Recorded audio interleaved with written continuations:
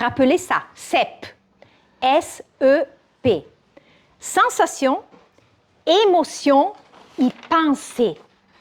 Parce que quand je fais cette connexion, comment on dit? Cette connexion, oui. En fait, j'arrive à voir les pensées, j'arrive à ressentir mon corps et j'arrive aussi à saisir l'émotion. Eh bien, je suis en pleine intelligence émotionnelle. Bon, alors, OK, on s'est donné une bonne définition. Maintenant, nous sommes en situation de travail. Nous sommes soit patron ou employé. On se retrouve, et Dieu sait, on le sait, comme il peut y avoir souvent des conflits ou des difficultés. Je suis un employé, puis tu donnes pas mal d'exemples, mais je suis un employé, je vis des émotions, je sens ça injuste, ce qui se passe dans mon travail, peu importe. Bon, je sens, je ressens, bon. Comment maintenant je peux l'actualiser? Comment je peux arriver à le vivre d'une façon d'intelligence émotionnelle avec le patron? Alors, super question. Moi, je dis, quand tu es seul à parler une langue, c'est plus difficile, n'est-ce pas? Parce qu'en fait, l'intelligence émotionnelle, c'est un langage. C'est comme apprendre à coder des formes de relations. Donc, par exemple, se adesso parlo in italiano, quante persone sanno? Quante persone capiscono? Oba! Una! Mon amie Lina, parce qu'aussi, elle a des origines italiennes. Mais c'est justement ça, l'intelligence émotionnelle, c'est avoir un langage commun.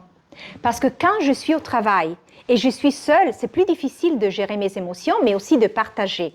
Donc, quelle est ma suggestion? Écris. Parce que surtout, si tu as eu un conflit avec quelqu'un, et tu vas là pour expliquer et tu n'es pas prêt, ça peut être que ça va déclencher un conflit encore majeur. Mais si ton groupe, et c'est ça que j'ai dit, les organisations sont prêtes maintenant pour exactement commencer à parler d'intelligence émotionnelle et donner des pistes, des cours, des formations aussi dans les organisations. Moi, je dis, on est Homo sapiens sapiens. Vous savez, l'anthropologue qui parle. Ouais. Nous sommes la typologie de l'humanité maintenant, c'est Homo sapiens sapiens. Alors, on est vraiment dans le meilleur moment de notre civilisation pour exactement expliciter cette sapiens sapiens, qui est sagesse, sagesse. Ce n'est pas savoir cognitif, c'est un savoir-être. Parce que, je dis aussi, si on ne le fait pas maintenant, on ne sait pas si, dans 50 ans, on pourra le faire. Ah. Le monde a besoin que maintenant, tout de suite, chacun de nous, chacun de notre lumière intérieure commence à briller et commence à créer vraiment des moments de dialogue et pas des moments de conflit. C'est ça que je dis. Ouais. C'est qu'en fait, les organisations, il faut, parce qu'on le fait dans... et moi, en fait, je dois dire que je suis chanceuse. Pourquoi je suis chanceuse? Parce que j'ai travaillé vraiment avec des grandes entreprises. Et je dis, par exemple, un projet qu'on avait fait avec Bayer. Tout le monde connaît Bayer. Eh bien, on a travaillé... C'est quoi Bayer? Bayer, c'est les médicaments. Ah, Bayer, oui. Okay. Oui. Okay. C'est ma prononciation italienne. C'est correct. Et en fait, par exemple, avec eux, on avait fait un super projet sur les émotions. Donc, il y avait des dirigeants, des directeurs qui étaient vraiment des personnes illuminées. Donc, c'est possible. Sauf que mon souhait maintenant, c'est il faut vraiment l'étendre à tout le monde, le plus possible. Mais ce livre-là, Monica, justement, il faut l'étendre à plus de monde. Oui. Ton intention, je pense qu'il était sorti en italien avant. Est-ce que c'est possible? Non. Non, c'est nouveau. C'est vraiment une nouveauté totale. Okay. Oui. C'était quoi ton intention? Tu dis l'étendre, mais c'était quoi d'arriver avec un livre? De prendre tout ce temps-là, c'est beaucoup de travail écrire un livre. C'est beaucoup de pages, n'est-ce pas? Oui, c'est beaucoup de pages. Wow! Alors, c'était quoi l'intention, ton intention avec ce livre-là? Quel est ton objectif? Alors, ça, pour moi, c'est le fait d'être utile. Donc, ça, vraiment, c'est pour moi. Est-ce que... Peut-être pas tout le monde, mais les gens qui ont commencé à lire, ils savent que moi, je suis là et je demande « Qu'est-ce que tu as aimé? Qu'est-ce que tu as été utile? Qu'est-ce que tu as le plus apprécié ?» Pourquoi? Parce qu'en fait, Ben, pour moi, l'intention, c'était vraiment d'offrir quelque chose que je sais, que j'ai développé pendant 30 ans de travail, à des gens qui peut-être n'ont pas encore entamé ce chemin. Donc ça, c'était mon intention. Virgule. Oui. Au-delà de ça, je trouve que vraiment on est dans une situation historique, contemporaine, très spéciale. Parce qu'on est comme des rois et des reines. On a l'eau chaude à la maison. On a beaucoup de nourriture. On dort très bien dans nos lits. Vous savez que, réfléchissez, dans le siècle passé, il y avait des rois qui n'étaient pas choyés comme nous. Donc, nous, physiquement, on est très bien. Alors, même la culture, on a accès à plein de choses. Donc, ce que je dis, c'est que c'est vraiment le bon moment historique pour fleurir. Ouais. On attend quoi? On attend quoi pour fleurir? Exactement. On attend que la neige fonde. Non, mais... Non, je comprends, mais j'aime la métaphore. Mais moi aussi, j'adore cette métaphore parce qu'en fait, on est en train de... La neige se dégèle et nous, on peut fleurir. Exactement. Mais ce que j'aime aussi dans ce que tu explores dans le livre, parce que là, il est question de l'intelligence émotionnelle, mais aussi, tu parlais de la colère tout à l'heure. Tu parles de la colère, tu parles du stress. On le pense dans une organisation professionnelle, oui, mais aussi dans nos propres vies. Oui. C'est pour ça aussi que ce livre-là, oui, peut s'adresser à la vie professionnelle, mais s'adresse beaucoup à notre propre vie. Oui. Tu parles de savoir-être. Oui. Apprendre à être. Oui, hein? Oui. C'est ça. Et merci parce que tu as vraiment mis le doigt. En fait, ce livre, on peut avoir différentes lectures. Si tu es un chef d'entreprise, tu peux le lire exactement pour savoir comment laisser ton équipe plus heureuse, avec plus de bien-être, moins de troubles mentaux, émotionnels. Mais si tu es un individu, virgule, et tu es un leader quand même. Après, je vais donner la définition de leader. Donc, si tu es un individu et tu vas lire ce livre-là, tu as des pistes pour ton bien-être, pour te comprendre. Moi, je trouve que ça, c'est le cadeau meilleur du monde. Moi, quand j'ai commencé l'intelligence émotionnelle, le livre de Goleman n'était même pas sorti. J'étais vraiment une adolescente. Et mes questionnements, c'était exactement, mais pourquoi je ressens ça? Mais pourquoi je suis née ici? Mais pourquoi je ne suis née pas dans un autre pays? Donc, j'étais une adolescente avec beaucoup de questionnements. Et l'intelligence émotionnelle m'a aidée à déposer, à m'aimer plus, à me comprendre. Ouais. Donc, ça, c'est important. Et je vais donner aussi la définition de leader. Oui. Parce que leader, et moi, je parle, la majeure partie de mon temps professionnel, c'est avec des leaders d'entreprise. Mais qu'est-ce que se passe avec les leaders? Qui est un leader? C'est quelqu'un... Ne vous inquiétez pas, des fois ça se passe aussi avec moi. J'étais en doute de dire, est-ce que c'était mon téléphone? Donc, un leader, c'est quelqu'un qui amène quelqu'un d'autre dans un voyage. Moi, quand je parle aux leaders dans les entreprises, je dis, est-ce que selon vous, le mot voyage a un significat positif ou négatif dans la tête des gens? Quand on pense à un voyage, c'est toujours positif, n'est-ce pas? Ah, on va faire ce voyage. C'est toujours avec joie, aventure. Et donc, je demande aux leaders des entreprises, je dis, mais si je demande à ton équipe, si tu vraiment les amènes à faire un bon voyage, qu'est-ce qu'ils vont me répondre? Et ça, c'est important parce qu'on est des leaders de rôle, quand on est dans les entreprises, mais on peut être des leaders de personnes individuelles. Pourquoi? Parce qu'en fait, on contagie les gens, on touche les gens.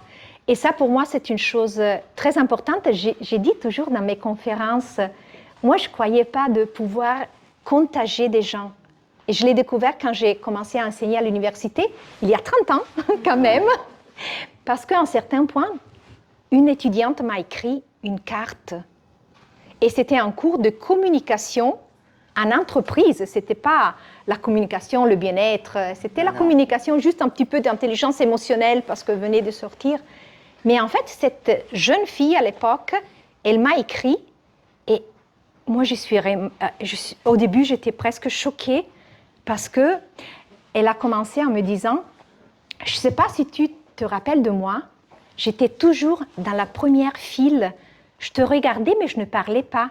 Parce que quand je parlais, je disais toujours que selon moi, le monde est terrible, n'a pas de sens et tout ça. Et alors, elle m'a dit, Monica, après ton cours, j'ai perdu 17 kilos. Moi, j'ai lu cette phrase-là, j'ai dit, qu'est-ce que j'ai fait? Qu'est-ce que j'ai fait? Mais après, elle a dit, Monica, j'ai perdu 17 kilos, j'ai changé ma vie, j'ai compris que j'étais pessimiste, négative, que je ne m'aimais pas. Et donc, elle a commencé à parler de elle et de comment sa vie avait changé juste parce qu'elle m'écoutait, elle écoutait des choses que je parlais des entreprises. Et à partir de là, eh bien, sachez que vraiment, j'ai une grande responsabilité. Je sais que quand je parle en public... Ça a eu une résonance en elle. Oui, mais ce n'est pas seulement moi, c'est toi. C'est toi. C'est parce qu'on rencontre plein de monde tous les jours. Mais oui. Absolument. Mais oui. Puis le positivisme aussi. Tu parles de... C'est drôle, hein, parce que je t'ai cité ce matin. Oh! J'ai dit à quelqu'un, à une dame d'un certain âge, pour ne pas dire un âge certain, et puis elle me raconte un peu ses histoires, puis j'ai dit, n'oubliez pas que derrière les nuages, il y a un ciel bleu. Ça, c'est dans ton livre. Oui, et après, j'ai mis aussi entre parenthèses, oui. Si on connaît le chemin pour le rejoindre. Oui, voilà, oui. Exactement. Mais juste oui. ça, oui. ça ouvre une porte. Tu dis quelque chose, tu parles de l'empathie. Revenons au leader et tout ça. Bon. L'empathie, c'est aussi être capable de se mettre à la place de l'autre. Hein? Bon. Et toi, tu parles de voir le monde de l'autre, essayer de comprendre. Ça m'a fait penser à la PNL, la programmation neurolinguistique. Oui.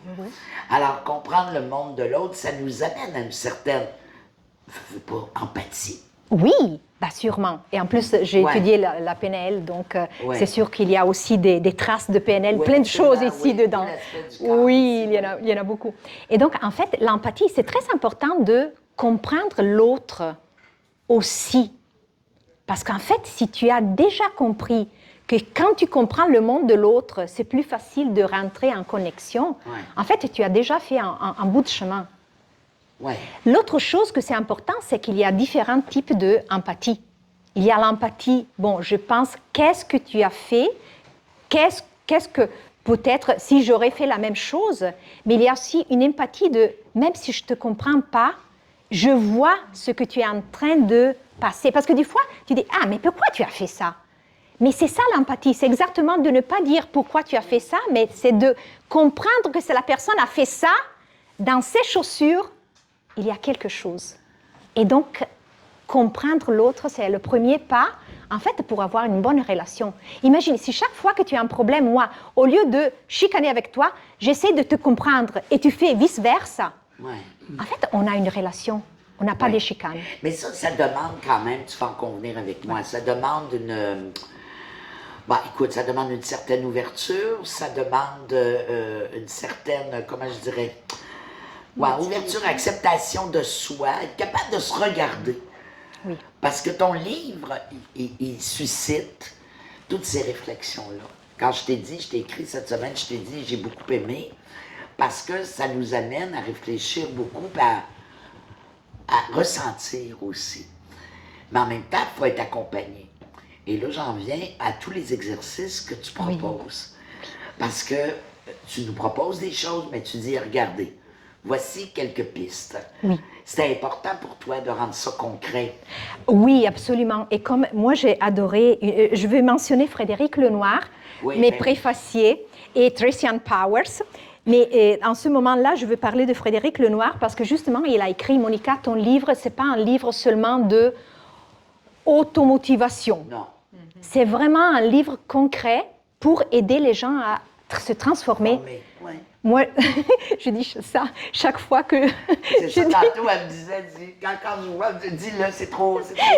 C'est trop cute parce que cet été, quand Frédéric a préparé le préface, En fait, c'était quand même une grande chose de faire un livre et dans une autre langue. Et c'est moi que je l'ai écrit en français. C'est sûr que quelqu'un après l'a révisionné, mais quand même, c'est moi que je l'ai écrit. Et alors, je disais à Frédéric, Frédéric, chaque fois que je suis un petit peu triste, moi, je vais relire ton préface et je me sens une reine. Le ciel bleu oui, le ciel. Parce que je dis, waouh, si Frédéric a écrit ça. Waouh! Et c'est ça, tu vois, je me regarde de dehors. Et là, je lui demandais, puis je suis sûre que vous êtes en train de vous poser peut-être la question. Tu connais bien Frédéric Lenoir? Oui, je l'ai connu. Bien, est-ce que c'est un adverbe trop fort ou... Peut-être fort, je ne sais pas. Tu connais? Parce qu'en fait, je veux ponctualiser une chose. Attends, je veux ponctualiser une chose. Oui. Parce que, par exemple, ici, il y a une amie à moi que j'ai connue la semaine passée. Eh bien, mais on a eu un coup de cœur. Est-ce que c'est déjà passé avec vous? C'est quelqu'un, peut-être, on s'est connu rapidement, mais on sent qu'il y a une connexion. Oui. Et cette connexion-là, ça ne dépend pas du temps. Des fois, tu peux avoir une amie depuis 30 ans, mais tu n'as pas la connexion que des fois tu as avec quelqu'un qui tu viens de connaître. Et aussi, moi j'ai aussi des amis que j'ai connus il y a 30 ans, 40 ans, les amis de l'école, mon amie Raffaella, et mon amie de l'école. En fait, nous, on s'est connus quand on avait 6 ans, et quand on se parle, c'est toujours « oh, waouh !» Donc, il y a une connexion possible. Mais tu vois, donc, le bien, depuis longtemps, donc pour revenir, on a une très belle connexion avec Frédéric. Oui, d'accord. Oui. En tout cas, on le sent, ça se traduit très bien à l'intérieur de la préface. Alors donc, on parlait du corps, tu me permettras de revenir au corps. Parce que pour toi, dans ton concept de l'intelligence émotionnelle, c'est d'être sensible à l'écoute de notre corps, mais aussi à l'écoute du non-verbal des autres aussi. Oui, oui. Parce que ça parle, ça aussi, c'est une forme d'empathie, ça. Oui, oui. C'est une forme de lecture. Oui. C'est une forme de lecture très importante, mais moi je dis, parce qu'il y a beaucoup de livres qui parlent du corps. Il y a un livre... je ne me rappelle pas l'auteur, s'appelle Pierre, mais je ne me rappelle pas le nom de famille. Mais en fait, il dit le corps parle. Ouais. Et donc, par exemple, dans ce livre qui est magnifique, il t'apprend à regarder tous les gestes des autres. Oui, c'est de la synergologie. Oui. Mais moi, quand j'ai lu ce livre-là, j'ai dit, il manque quelque chose. Parce qu'il te direction dehors, alors qu'en fait, la première démarche devrait être avec moi. Mais moi, comment je sais, comment je peux me voir? Et ça, tu m'avais posé une question et je n'avais pas répondu, mais maintenant je vais répondre. En fait, c'est la métacognition. C'est comme si on avait un petit hélicoptère. La vision, je regarde Nathalie parce qu'elle a fait mes cours, donc elle sait qu'en certains points, moi je dis vision hélicoptère. Qu'est-ce que c'est la vision hélicoptère? C'est le fait de pouvoir se voir de dehors. Donc, c'est comme si j'ai maintenant... oui, mais en fait, il y a plein de monde qui ont fait mes cours. Donc, Nathalie, Nicole, oui, c'est vrai. Il y a beaucoup de monde. Lynn aussi. Et c'est comme se détacher de soi. Essaye maintenant. On va essayer. Essaye de te voir comme s'il y avait un petit hélicoptère qui part de ton épaule et va à cette hauteur, un petit peu sur ta tête. Essaie de le faire. Moi, je suis en train de le faire. Et qu'est-ce que je vois? Qu'est-ce que je ressens? Donc, quelles sont mes sensations? Quelles sont les émotions que je sens? Et quelles sont les pensées? Ça, c'est simple. C'est comme un jeu d'enfant, l'hélicoptère des enfants. Je me regarde et je prends un petit peu de recul. Et après, je reviens. Et moi, j'utilise aussi un langage simple parce que je parle aussi du sous-marin. Ouais. Donc, tu as fait un petit peu l'hélicoptère. Et là, tu reviens dans le sous-marin. Et tu reviens dans le sous-marin dedans toi. Donc, qu'est-ce que tu ressens dedans? Est-ce qu'il y a une partie de ton corps que tu ressens